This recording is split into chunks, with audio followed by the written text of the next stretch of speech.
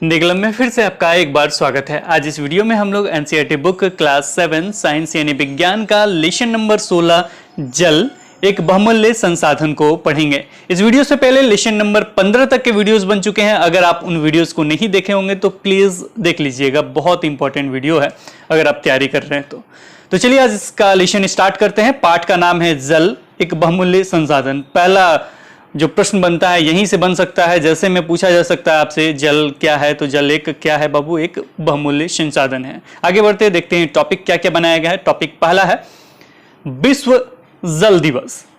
जल है तो कल है, यदि जल उपलब्ध है तो आपका भविष्य सुरक्षित है। प्रतिवर्ष 22 मार्च को विश्व जल दिवस के रूप में मनाया जाता है। हर व्यक्ति का जल संरक्षण के महत्व की ओर ध्यान आकर्षित करने के लिए जल दिवस मनाते हैं। शिक्षक को बच्चों से इससे संबंधित पोस्टर बनवाने चाहिए। देखा जाए तो इसमें क्या क्या प्रश्न बन सकते हैं, थोड़ा सा इस पे हम कंसेप्ट क्लियर कर लेते हैं। एक तो एनसीईआरटी में लिखा हुआ था लाइन, जल है तो कल है, यानी जल रहेगा तभी हम लोग जिंदा रहेंगे, यानी कल है। यदि जल उपलब्ध है तो आपका भविष्य सुरक्षित है। अगर जल है तो आपका भविष्य भी सुरक्षित है। अब यहाँ पे प्रश्न बनता है कि प्रतिवर्ष जो है किस डेट को जल दिवस के रूप, विश्व जल दिवस के रूप में मनाया जाता है, ये प्रश्न बन सकता है। ये आपका यूपी टेट वगैरह के लिए बहुत इंपॉर्टेंट है और भी एग्जाम के लिए बहुत इंपॉर्टेंट है, तो आप इसे नोट करना चाहें तो नोट कर लीजिएगा। 22 मार्च को विश्व जल दिवस के रूप में मनाया जाता है। इसमें दूसरा जो पेडागोजी सेक्शन से अगर पूछा जा सकता है तो ये जो चीज है ये आपका पेडागोजी सेक्शन में आ सकता है कि हर व्यक्ति का जल संरक्षण के ओर ध्यान आकर्षित करने के लिए जल दिवस मनाते हैं। तो शिक्षक को इससे संबंधित क्या करना चाहिए, तो इससे संबंधित पोस्टर बनवाना चाहिए। ये एनसीईआरटी में लिखा हुआ है, तो ये आपका पेडागोजी सेक्शन में पूछा जा सकता है। चलिए आगे बढ़ते हैं, अगला पॉइंट देखते हैं कि अगला पॉइंट क्या लिखा गया है। पेयजल, धुलाई, खाना पकाने और उचित सफाई बनाए रखने के लिए संयुक्त राष्ट्र द्वारा प्रत्येक व्यक्ति के लिए सुझाई गई जल की न्यूनतम मात्रा 50 लीटर प्रति व्यक्ति है। अब ये भी पूछा जा सकता है, इसलिए हमने डाला इसमें कितना मात्रा जो है न्यूनतम है, तो ये 50 लीटर प्रति व्यक्ति है। किसके द्वारा ये किया गया है? संयुक्त राष्ट्र द्वारा। किसके द्वारा? संयुक्त राष्ट्र द्वारा। किस किस चीज के लिए? तो पेयजल, धुलाई, खाना पकाने और उचित सफाई बनाए रखने के लिए। ये सब प्रश्न हम जो बोल रहे हैं ये प्रश्न है, तो इसे इसी कंसेप्ट में ये कीजिएगा। पेयजल, धुलाई, खाना पकाने, उचित सफाई के लिए संयुक्त राष्ट्र द्वारा प्रत्येक व्यक्ति के लिए सुझाई गई जल का न्यूनतम मात्रा कितना है, तो आपको बताना पड़ेगा 50 लीटर है। किसके द्वारा ये सुझाया गया है? तो संयुक्त राष्ट्र द्वारा है। क्या क्या चीज के लिए 50 लीटर प्रति व्यक्ति के लिए संयुक्त राष्ट्र द्वारा प्रत्येक व्यक्ति के लिए सुझाया गया है? तो पेयजल, धुलाई, खाना पकाने और उचित सफाई बनाए रखने के लिए। तो ये सारे प्रश्न आपके बन सकते हैं। यह मात्रा प्रति व्यक्ति प्रतिदिन लगभग 2.5 बाल्टी जल के बराबर है। ये तो उतना इंपॉर्टेंट नहीं है, लेकिन नोट कर लीजिएगा जो 50 लीटर है वो लगभग आपके कितनी बाल्टी के बराबर होता है, क्योंकि हम लोग इस्तेमाल बाल्टी वगैरह में करते हैं इसलिए यहाँ पे डाला गया है। तो 2.5 बाल्टी जल के बराबर है। 2.5 बाल्टी यानी एक बाल्टी, फिर दूसरा बाल्टी, फिर हाफ जो बाल्टी होता है उसे हम लोग 2.5 बाल्टी के नाम से जानते हैं। दो हमारा पॉइंट क्लोज हुआ। तीसरा पॉइंट पढ़ते हैं। 1/3 कुछ स्थानों पर जल की अत्यधिक कमी है। ऐसा अनुमान है कि अब से कुछ ही वर्षों में विश्व के 1/3 से अधिक जनसंख्या को जल की कमी का सामना करना पड़ेगा।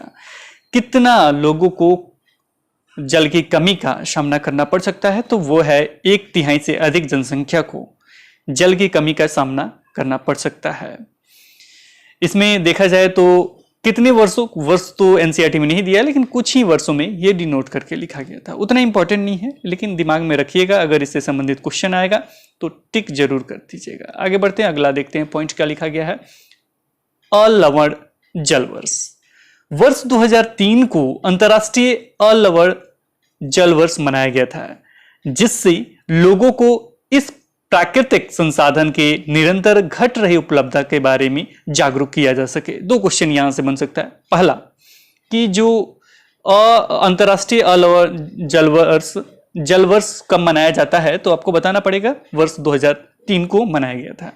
क्यों मनाया गया था? तो इससे लोगों को इस प्राकृतिक संसाधन, ये क्या है? एक प्राकृतिक संसाधन है। ये एक प्राकृतिक संसाधन के निरंतर घट रही उपलब्धता के बारे में जागरूक करने के लिए, किस लिए? जागरूक करने के लिए मतलब ये मनाया गया था। अगला चल देखते हैं, अगला पॉइंट क्या है? ताजा जल। ताजा जल क्या होता है, इसके बारे में देख लेते हैं। अंतरिक्ष से लिए गए पृथ्वी का चित्र नीला दिखाई देता है। इंपॉर्टेंट है, ये आप जानते भी होंगे।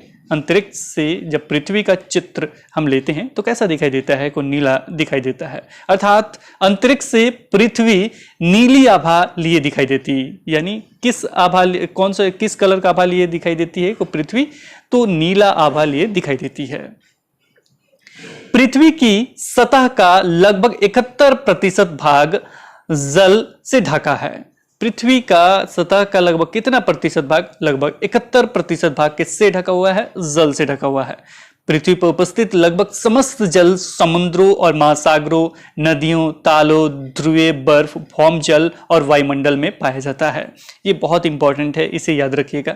पृथ्वी का उपस्थित जो लगभग जल है वो कहाँ कहाँ होते हैं? तो आप नदी समुद्र जानते होंगे, लेकिन सारा देखिए हमने यहाँ डाल दिया है। समस्त जल समुद्रों और महासागरों, नदियों, तालों, ध्रुवीय बर्फ भी है आपका, भौमजल है और वायुमंडल में पाया जाता है।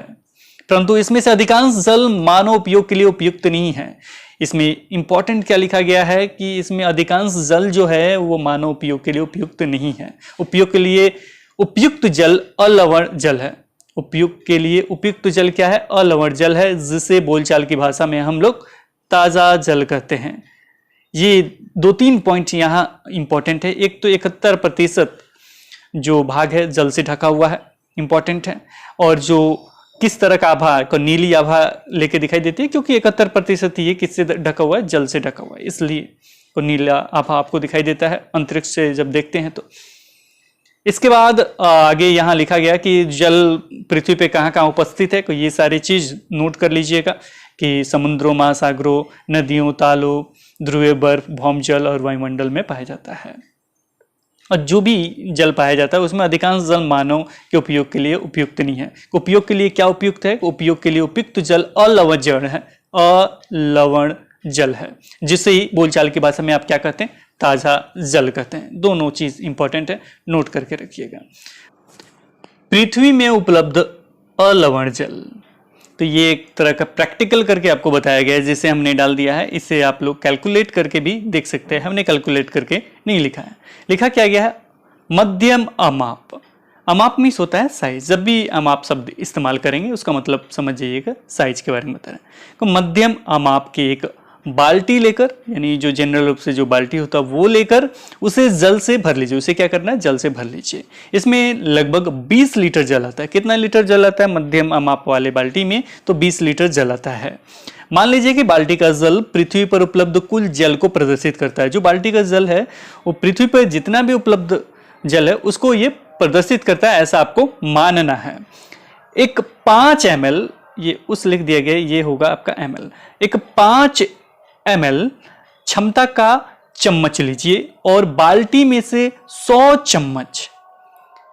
चम्मच, बाल्टी में से कितना चम्मच? 100 चम्मच को कितना हो जाएगा? 500 ml का 500 ml जल मग जैसे किसी छोटे पात्र में डाल दीजिए। ये पृथ्वी पर उपलब्ध अलवण जल को प्रदर्शित करता है। पृथ्वी पर उपलब्ध किस जल को प्रदर्शित करता है? अलवण जल को प्रदर्शित करता है।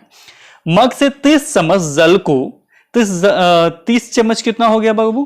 को 5 से गुणा कर दीजिए, 3 × 5 = 150 ml जल को कांच के किसी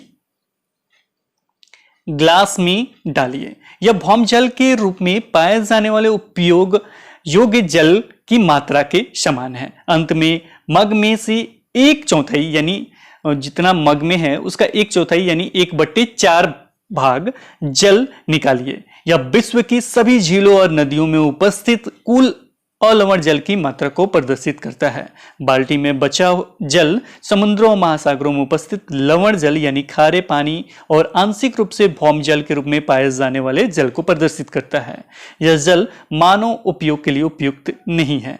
नहाने के मग में बचा जल उस जल को प्रदर्शित करता है जो हिमीकृत रूप में हिमनदों, ध्रुवीय बर्फ और पर्वतों की अस्थायी बर्फ में पाया जाता है। या जल भी हमें आसानी से उपलब्ध नहीं है।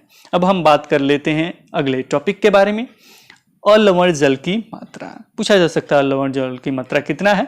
अलवण जल की मात्रा पृथ्वी पर उपलब्ध जल की कुल मात्रा का, जितना भी जल उपलब्ध है उसका कुल मात्रा का लगभग 0.006% है। कुल मात्रा के रूप में पूछा जाए तो कितना प्रतिशत है, तो 0.006% है। नोट करके रखिएगा। अगला है आपका पॉइंट, जल की अवस्थाएं। वैसे हम जानते हैं पदार्थ की अवस्था ठोस, द्रव और गैस होता है, और जल की भी अवस्था आपका ठोस, द्रव, गैस हो सकता है। तो जल चक्र द्वारा परिचक्रण के दौरान जल इसकी तीनों अवस्थाओं अर्थात ठोस, द्रव और गैस में से किसी एक अवस्था में पृथ्वी पर कहीं भी पाया जा सकता है। जैसे मैं ठोस अगर बात करें तो ठोस आपका बर्फ हो जाएगा जल, द्रव आपका जो पानी आप लोग पीते हैं जनरल रूप से वो जल आपका द्रव हो जाएगा, गैस जब उसे गर्म करते हैं तो भाप के रूप में वो गैस के रूप में ऊपर जाने लगता है तो वो आपका गैस के रूप में हो जाएगा। ये तीनों अवस्था में कहीं पे भी ये पाया जा सकता है। जल उसके तीनों अवस्थाओं के बीच सतत चक्रण द्वारा पृथ्वी पर जल की कुल मात्रा स्थिर बनी रहती है। कुल मात्रा क्या रहती है, ये स्थिर बनी रहती है। ये इंपॉर्टेंट है, इसे नोट करके रखिएगा। कुल मात्रा क्या रहती है, स्थिर बनी रहती है, जबकि समस्त मानव जनसंख्या तथा अन्य सभी जीव जल का उपयोग करते हैं। अगला जो पॉइंट है वो है आपका ठोस अवस्था। ठोस अवस्था में जल बर्फ और हिम के रूप में पृथ्वी के ध्रुवों पर, पृथ्वी के जो भी ध्रुव है उस पर बर्फ छत्रक, बर्फ से ढके पर्वतों और हिमनदों, ग्लेशियर में पाया जाता है। तो ठोस रूप में यहां पाया जाता है। द्रव रूप में देख लेते हैं। द्रवावस्था, द्रवावस्था में जल महासागरों, झीलों, नदियों के अतिरिक्त भूतल के नीचे भौमजल पाया जाता है। गैसीय अवस्था देख लेते हैं। गैसीय अवस्था में जल हमारे आसपास की वायु में जलवाष्प के रूप में उपस्थित रहता है। किस रूप में उपस्थित रहता है, तो जलवाष्प के रूप में उपस्थित रहता है। ये इंपॉर्टेंट है, नोट कर लीजिएगा। साथ में द्रव अवस्था में कहाँ कहाँ पाया जाता है इसे नोट कर लीजिएगा, और ठोस अवस्था में कहाँ कहाँ पाया जाता है उसे भी नोट कर लीजिएगा। नोट क्या करना है, आपको याद भी हो गया होगा, थोड़ा सा इसे याद कर लीजिएगा कि वायु में जलवाष्प के रूप में उपस्थित रहता है। ये पहले भी हमने बताया है। आगे बढ़ते हैं। अगला पॉइंट है जल चक्र के क्रम। ये सीटेट में पूछा भी गया है आपका एक बार क्वेश्चन, तो ये जो लाइन से लिखा गया है ना बाबू, ये याद कर लीजिएगा। इसे याद करना जरूरी है, इसे जरूर याद कर लीजिएगा, बहुत इंपॉर्टेंट है। थोड़ा सा इधर मैं कर देता हूं। जल चक्र के क्रम में 1 नंबर पे आता है आपका भौमजल, उसके बाद आता है वाष्प, उसके बाद आता है संघनन, उसके बाद आता है बादल, उसके बाद होता है वात्सर्जन, उसके बाद होता है अंतः संयंदन, उसके बाद होता है वर्षण। तो ये इसे याद कर लीजिएगा। यहाँ पे आपको दर्शाया भी गया है कि आपका ये हो गया भौमजल, ये हो गया आपका वाष्प, और यहाँ पे आपका 3 नंबर में हो गया ये आपका संघनन, और यहाँ पे आपका हो गया बादल 4 नंबर में। इसके बाद 5 नंबर में हो गया आपको वात्सर्जन, ये 5 नंबर में वात्सर्जन हो गया आपका, पेड़ पौधों से जो वाष्प के रूप में जल निकलता है वही वात्सर्जन। उसके बाद होता है आपका 6 नंबर में अंतः संयंदन, 6 नंबर आपका हो जाएगा यहाँ पे। उसके बाद होगा आपका 7 नंबर में वर्षण, ये वर्षा जो हो रहा है 7 नंबर में वर्षण। तो इस तरीके से आपका जल चक्र चलता है। तो इसे नोट करके रखिएगा, ये एक ही बार पूछा गया है और इसमें वही लाइन से पूछा गया है कि इसका मतलब कौन कौन सा क्रम में है, इस तरीके से पूछा गया है, तो इसे नोट कर लीजिएगा। आगे बढ़ते हैं, अगला पॉइंट देखते हैं।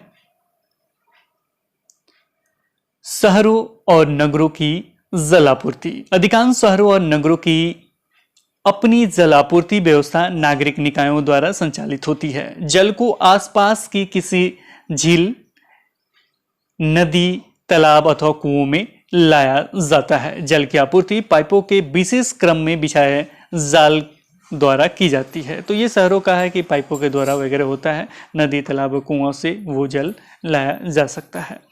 आगे लिखा गया है कि ग्रामीण क्षेत्रों में जल की आपूर्ति कैसी होती है। सामान्यतः वहां लोग अपने उपयोग के लिए जल सीधे उसके स्रोत से ही प्राप्त करते हैं। किसे प्राप्त करते हैं? स्रोत से ही प्राप्त करते हैं। प्रायः महिलाओं और बच्चों को जल लाने के लिए उसके स्रोत तक पैदल जाना पड़ता है। और हमारी जनसंख्या का एक बड़ा भाग अपने उपयोग के लिए जल कुओं, नलकूपों और अथवा हैंडपंपों से प्राप्त करता है। तो ये गांव के जो लोग हैं तो उन लोगों के बारे में बताया गया है। इसमें एक और पॉइंट यहाँ उतना इम्पोर्टेंट नहीं है, लेकिन नोट कर लीजिएगा, हमारी जनसंख्या का एक बड़ा भाग किससे जल प्राप्त करता है?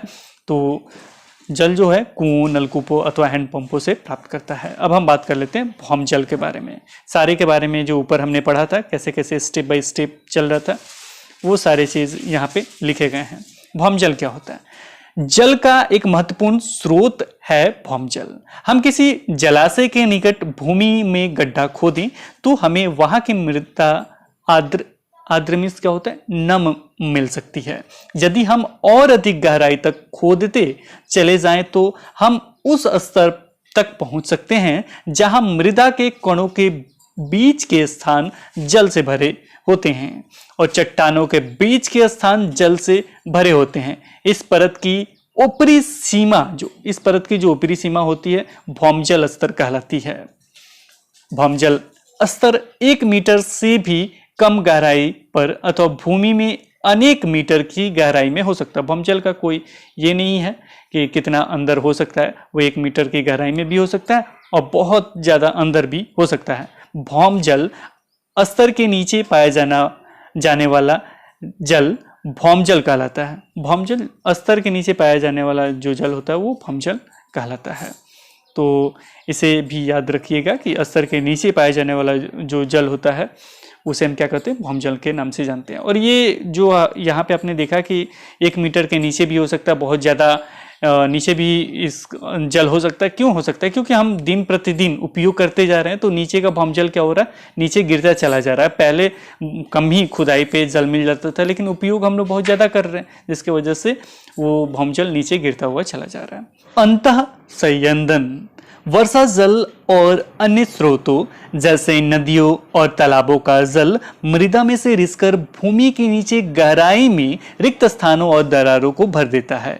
भूमि के जल का रिसाव अंतः संयंदन कहलाता है। जो रिसाव होता है ना, जो भूमि में जल का रिसाव होता है, उसी को अंतः संयंदन कहते हैं। ये नोट करके रखिएगा, कभी पूछ दे तो किसे कहते हैं? रिसाव। समझ जाइए कि जो भूमि है उसमें जल का रिसाव हो रहा है, उसे अंतः संयंदन कहते हैं।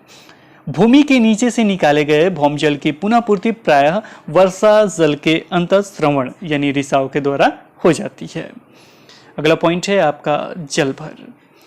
कुछ स्थानों पर भौमजल स्तर के नीचे स्थिर कठोर सैलों यानी जो चट्टान है वो की परतों के बीच भौमजल सिंचित हो जाता है। क्या सिंचित हो जाता है? भौमजल सिंचित हो जाता है। इस प्रकार सिंचित भौमजल के भंडारों को जलभर कहते हैं। इस प्रकार सिंचित जो भौमजल के भंडारों को हम क्या कहते हैं? जलभर कहते हैं। जलभरों के जल को सामान्यतः नलकूपों अथवा हैंडपंपों की सहायता से बाहर निकाला जाता है।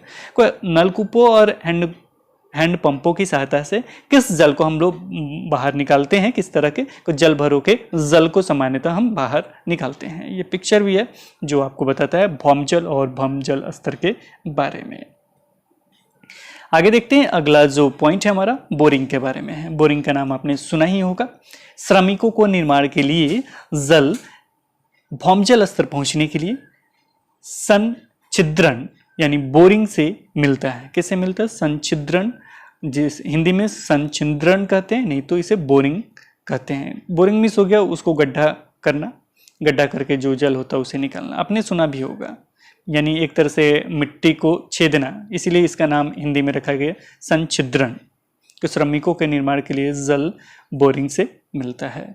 आगे लिखा गया प्रभावित करने वाले कारक। प्रभावित करने वाले कारक क्या हैं? जल को प्रभावित करने वाले कारक वो हम देख लेते हैं।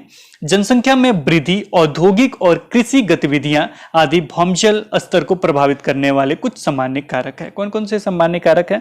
जनसंख्या में वृद्धि, औद्योगिक और कृषि गतिविधियां। भौमजल स्तरों को प्रभावित करने वाले अन्य कारक हैं। अन्य कारक भी नोट कर लीजिएगा। अन्य कारक कौन कौन से हैं? तो अल्प वर्षा, वन अपरोपण, वनोन्मूलन और जल के अवश्रवण के लिए प्रभावित क्षेत्र में कमी। उद्योगों की तेजी से वृद्धि, बढ़ती जनसंख्या, सिंचाई की बढ़ती आवश्यकताएं और कुप्रबंधन जल की कमी के कुछ कारण है। इसे भी नोट करके रखिएगा। क्या क्या है आपका अन्य कारक? अल्प वर्षा, वन अपरोपण, जल के अवश्रवण यानी नीचे रिसाव नहीं हो रहा, वो के लिए प्रभावित क्षेत्र में कमी।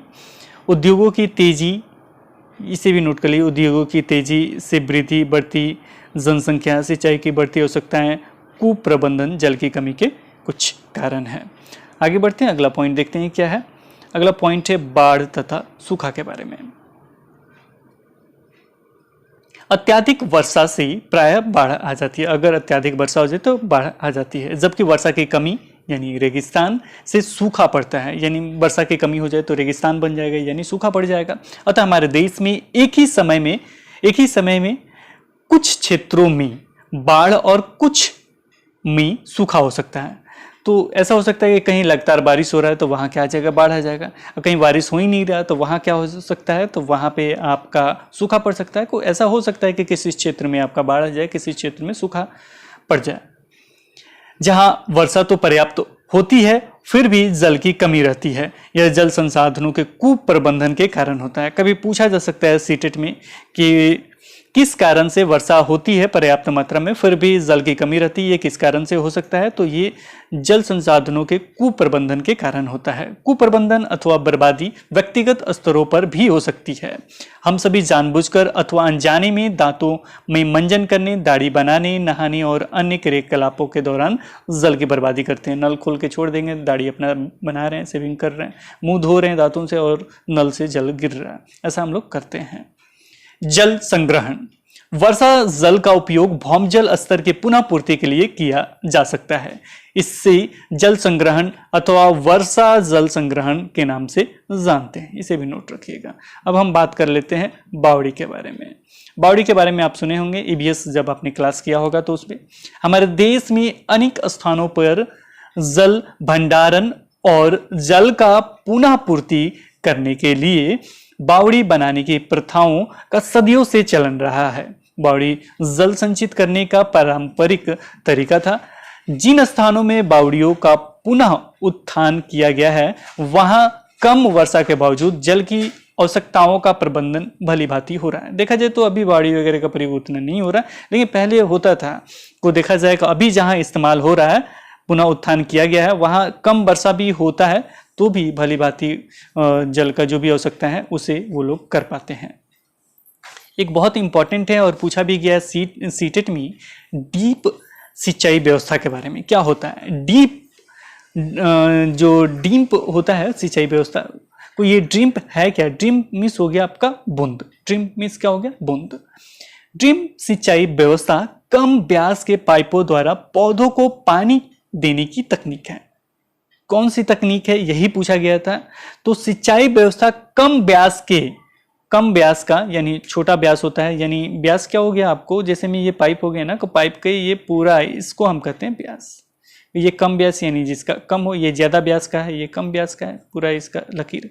तो कम व्यास के पाइपों द्वारा पौधों को पानी देने की तकनीक है, जो सीधे उनकी जड़ों तक जल पहुंचती है। क्या होता है? सीधे उनकी जड़ों तक। कहाँ पहुंचती है बाबू? जड़ों तक जल पहुंचती है। इससे जल का उपयोग मितव्ययता से कर सकते हैं, यानी कम मात्रा में जल का उपयोग कर सकते हैं, डायरेक्ट वहां जल उनके जड़ों तक पहुंच जाता है। यदि पौधों को कुछ दिनों तक पानी न दिया जाए तो मुरझा जाते, अंततः सूख जाते हैं। ये उतना इंपॉर्टेंट नहीं है, क्योंकि जानते होंगे जल नहीं मिलेगा तो मुरझा जाएगा, सूख जाएगा।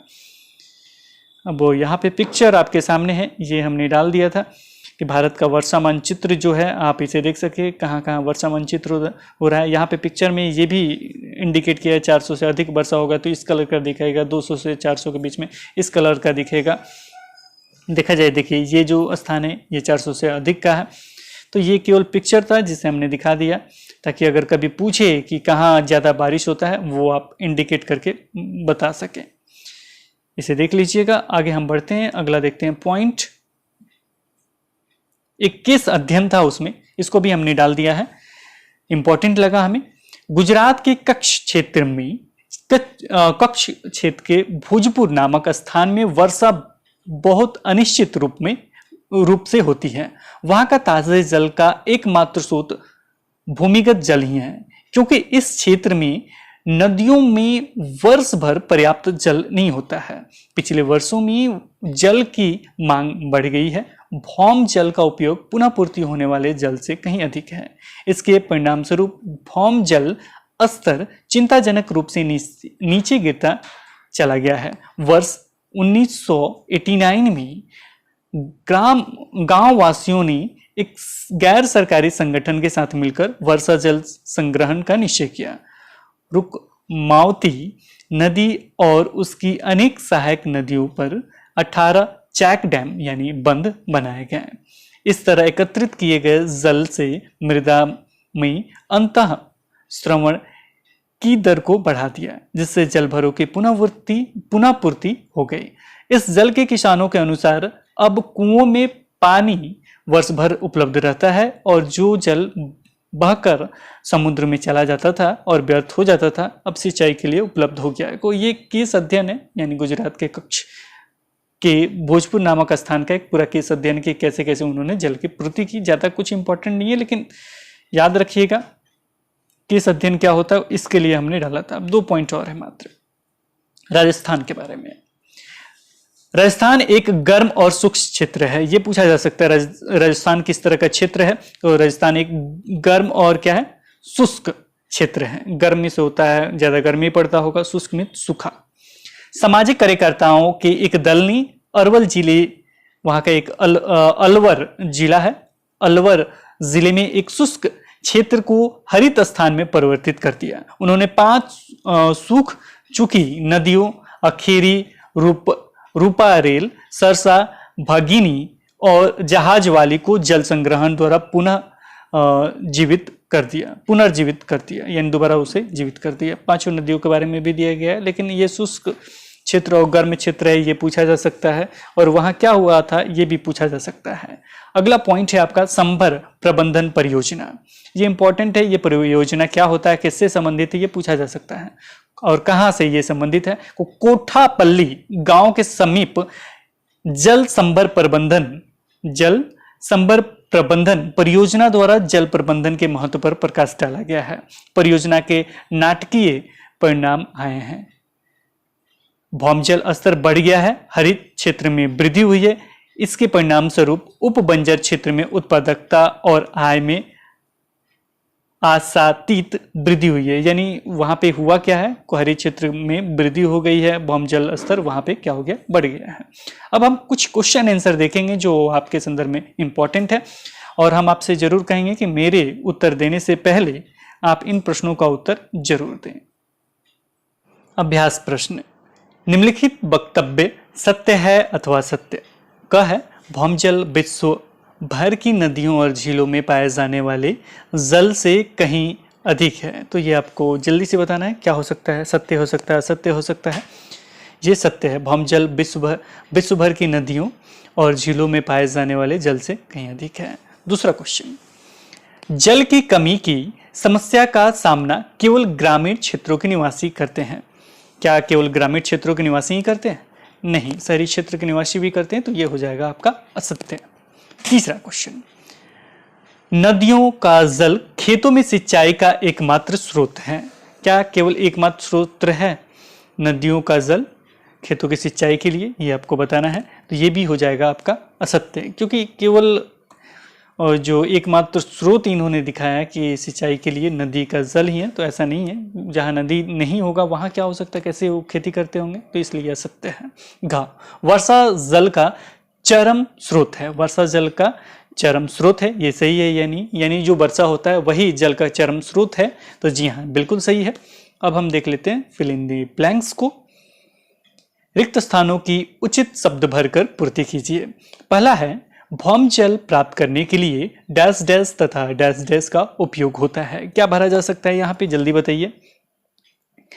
तो यहाँ पे भौमजल प्राप्त करने के लिए क्या हो सकता है, कुओं तथा हैंडपंपों का उपयोग होता है। दूसरा है, जल की 3 अवस्थाएं। जल की 3 अवस्थाएं क्या क्या हो सकती हैं, ये तो निश्चित बता सकते हैं, ठोस, द्रव और गैस हैं। चौथा है, भूमि की जल धारण करने वाली परत डैश डैश कहलाती है। भूमि की जल धारण करने वाली परत क्या कहलाती है, तो वो जलभर कहलाती है। चौथा है, भूमि में जल के अवश्रवण के प्रक्रम को और श्रवण के प्रक्रम को डैश डैश कहते हैं। क्या कहते हैं? यानी जो श्रवण होता है, जो नीचे में जल क्या होता है, रिसाव होता है, उसको क्या कहते हैं बब्बू? तो यह हमने बताया था अंत संयंदन कहते हैं। जब भी रिसाव वगैरह चाहे अवश्रवण की बात है तो वो क्या कहलाता है बब्बू? अंत संयंदन कहलाता है। अब ऑब्जेक्टिव टाइप के कुछ क्वेश्चन है, उसे देख लेते हैं। निम्नलिखित में से कौन सा कारक जल की कमी के लिए उत्तरदायी नहीं है? ये आपको बताना है कि कौन सा इसमें उत्तरदायी नहीं है। तो ये है 7 नंबर क्वेश्चन। तो 7 नंबर का कौन सा हो जाएगा? तो कौन सा उत्तरदायी नहीं है जल की कमी का? जाहिर सी बात है ये ग हो जाएगा, अत्यधिक वर्षा हो जाएगा, क्योंकि ज्यादा बारिश होगा तो कमी जल का कहाँ हो सकता है? तो ये हो जाएगा 7 का। अब अगला है सही विकल्प का चयन कीजिए, क्या इसमें से सही है?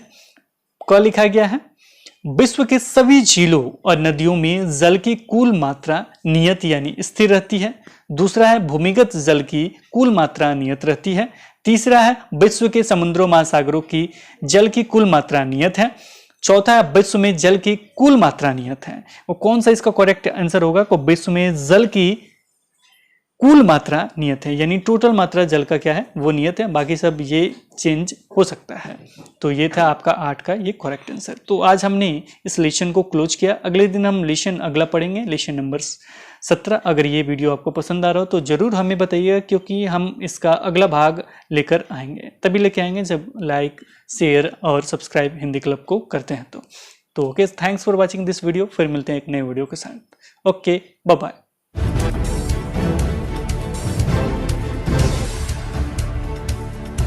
सब्सक्राइब कीजिए हिंदी क्लब को, दबाइए इस बेल आइकॉन को ताकि हमारा वीडियो आपको मिले सबसे पहले।